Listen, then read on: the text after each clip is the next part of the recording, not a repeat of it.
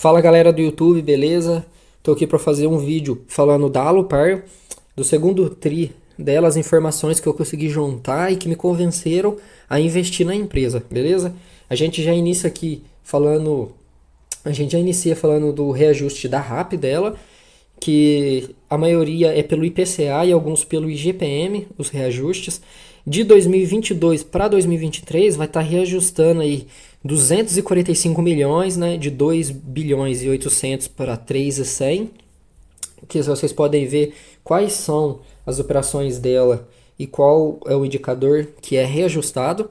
Então, ou seja, foi um bom reajuste que vai gerar uma receita bem maior para a empresa no ano que vem de 2023. Aqui a gente tem as operações dela na parte de transmissão, né, o início, e aqui a concessão, né, o fim da concessão. Ou seja, eu acho que aqui o mais próximo que tá na casa de 2023, de 2030, ou seja, sem preocupações nenhuma no curto a médio prazo, só no longo prazo, no longuíssimo prazo, se você for reparar aqui, ó, maioria em 2040, 46, 47 e, se eu não me engano, tem umas três aqui que é perpétua, ou seja, nunca vai acabar a concessão. Então, uma empresa que dá para investir tranquilo, sem medo de, no curto ou médio prazo, ela tá perdendo receita, né? Aqui os indicadores dela de correção, muitos por IGPM, que IGPM oscila mais e acaba gerando uma receita maior para a empresa, uma correção maior, e muitos pelo IPCA, né, indicador ali que a gente muito usa para inflação. A evolução das transmissoras da Alupar, você pode ver que está chegando aqui a 23 e após 2022 a 25 vezes o valor aqui que ela tinha em 2022. Que crescimento, né? Muito grande. Então, para gente que tá investindo agora, antes de 2022, provavelmente a gente ainda tem aqui de 23 para 25 vezes o crescimento dela. A gente tem uma margem aí para ganhar. E eu acredito que ainda tem muito valor do investimento de 2021 e 2022 para estar entrando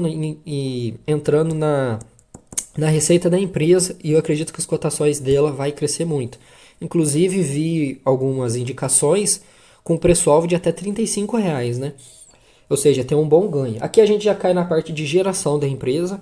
Aqui as geradoras que ela tem e o início da concessão e o fim, né? A gente tem até uma vitalícia aqui. E como vocês podem ver, o mais novo aqui é 38 para acabar, o mais próximo é 2038 e aqui até 2040. A maioria é 2040, apenas dois em 2038, 2050, ou seja, melhor ainda do que a parte de transmissão, né?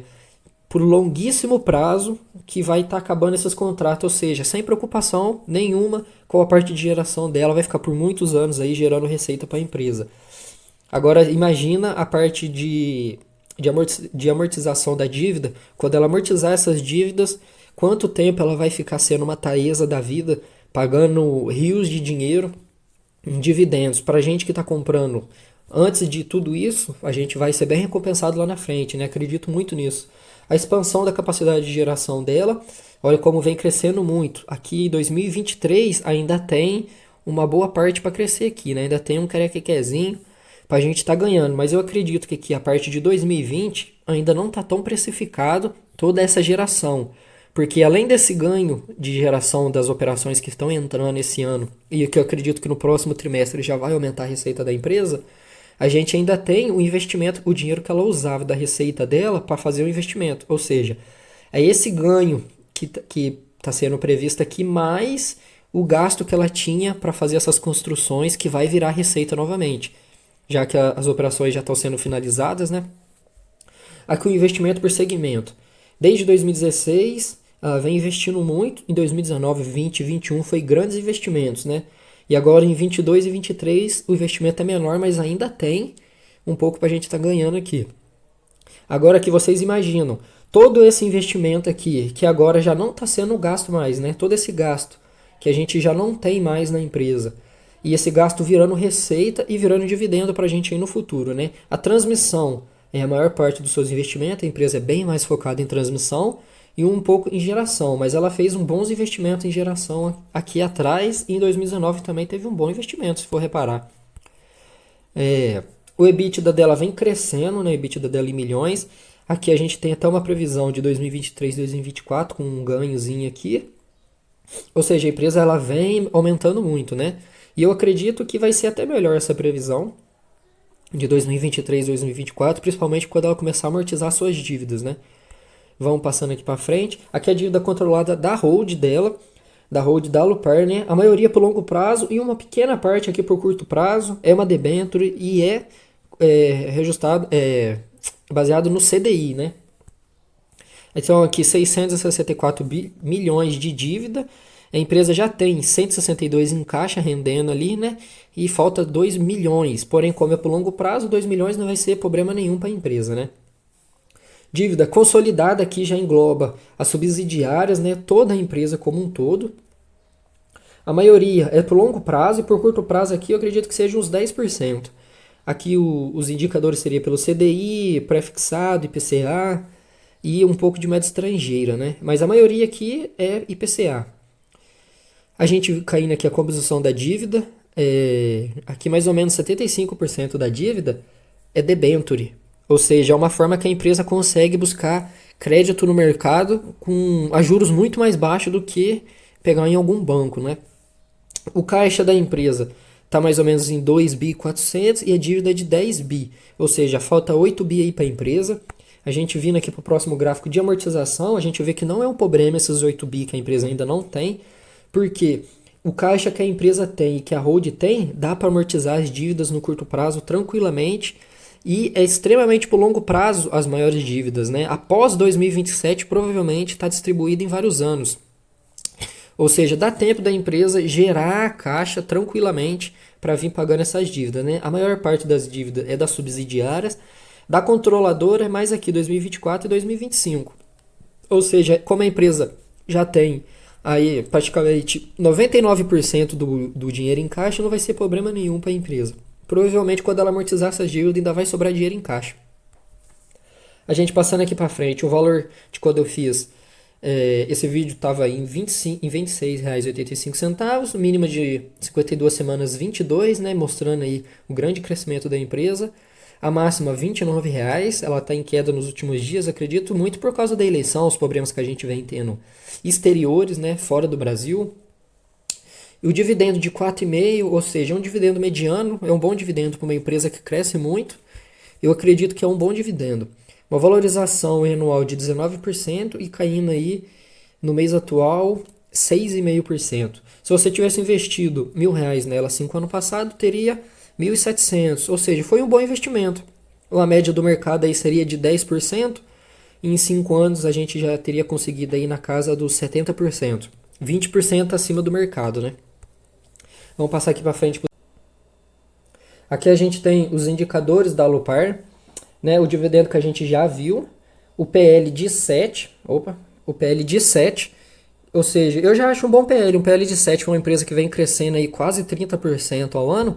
Eu acredito que seja um bom PL, porém eu acho que ele vai diminuir bastante, porque já tem 3 operações aí entrando, uma de geração e 2 de transmissão entrando esse ano, e no próximo trimestre provavelmente vai vir um trimestre com uma geração bem maior de caixa.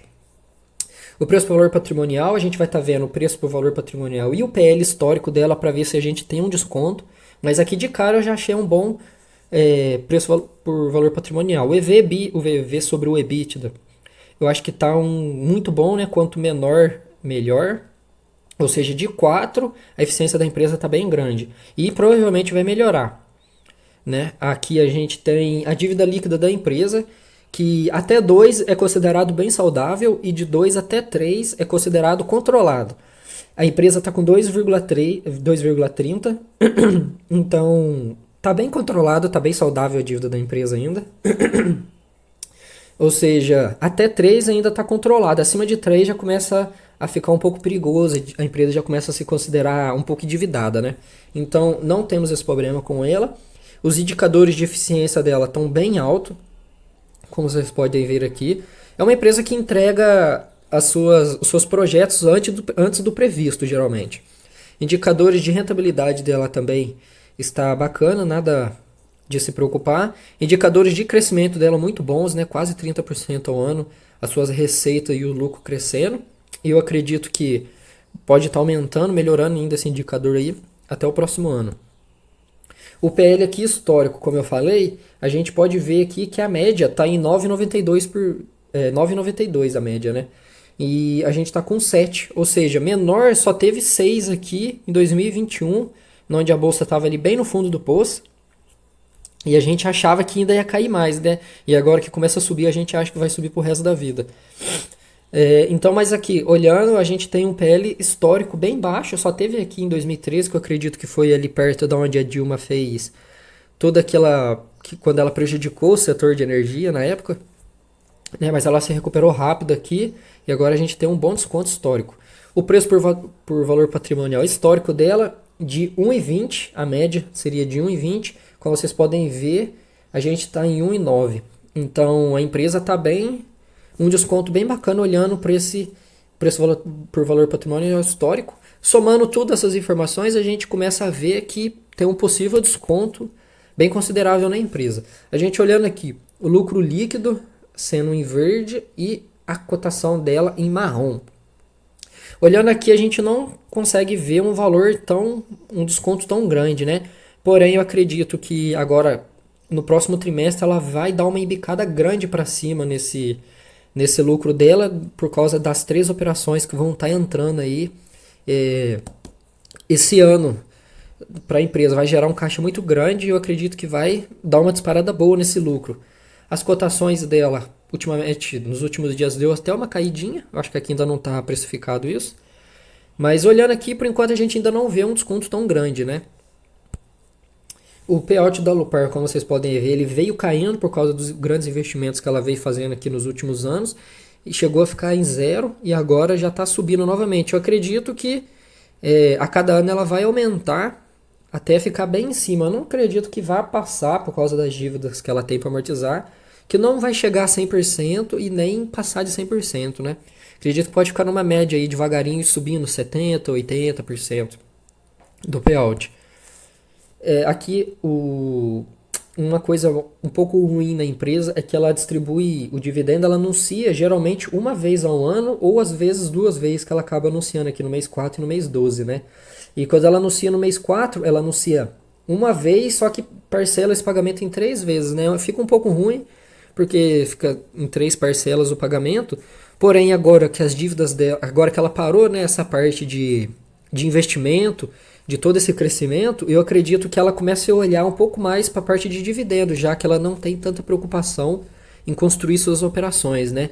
Ela venha a melhorar essa parte de pagamento dela. Aqui a gente tem o checklist do investidor Buy and Hold, do site do Investidor 10. A empresa possui 5 anos em bolsa, sim. A empresa com bons lucros em todos os últimos 20 trimestres, né? 5 anos, com certeza. A empresa possui um bom ROI, possui. A empresa apresentou bom crescimento de receitas nos últimos 5 anos, com certeza. A empresa possui uma boa liquidez. Eu acredito que para a gente sim, porque aqui seria...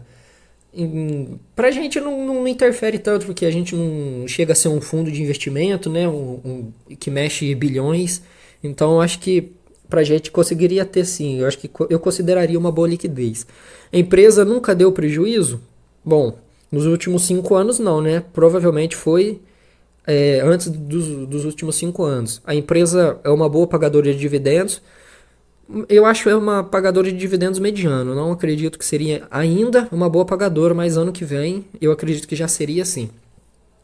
A dívida da empresa é menor que o seu patrimônio? Por enquanto ainda não. A empresa apresentou bom crescimento de lucros nos últimos 5 anos? Com certeza sim. A empresa é bem avaliada pelos usuários do Investidor 10. A nota dela de 100 é 60. Ainda está acima da média. Eu acredito que a cada ano que passar, essa nota dela vai vir aumentando. E eu coloco ela aqui, né, na conclusão do vídeo, na caixinha da minha carteira de médio risco. Eu acredito que é uma empresa de médio risco, porque ela tem um crescimento elevado somado a bons dividendos ou mediano. Eu acredito que o dividendo dela seja mediano, um crescimento elevado e uma segurança controlada. Porque, querendo ou não, a empresa tem umas boas dívidas, mas é um leve risco. Eu quase colocaria ela na parte de segurança, eu só não colocaria porque tem o risco de os investimentos, sempre tem o risco do investimento, ele não dá certo, acontecer algum problema, né? Então, querendo ou não, um pouquinho de risco tem, mas eu acredito que seja bem pouco.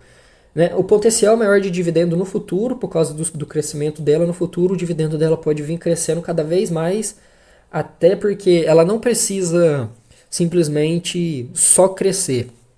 Ela pode amortizar suas dívidas e sobrar depois, como as dívidas vão sendo canceladas, né? Ela vai quitando as dívidas.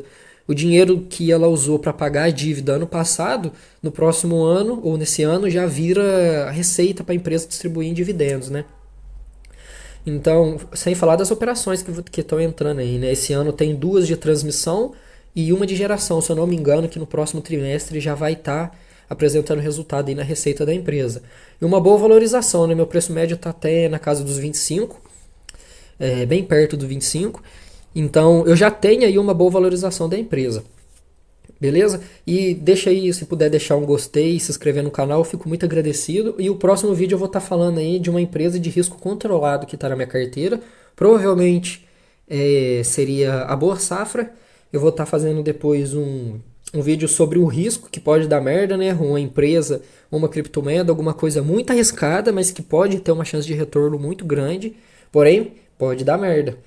Então, aí depois eu volto fazendo um vídeo de segurança novamente. Mas se vocês quiserem que eu faça um vídeo de alguma outra empresa, é só deixar nos comentários alguma dica, alguma avaliação e alguma coisa que puder melhorar no vídeo, vocês estiver podendo falar para mim nos comentários. Eu agradeço, beleza? Até o próximo vídeo então.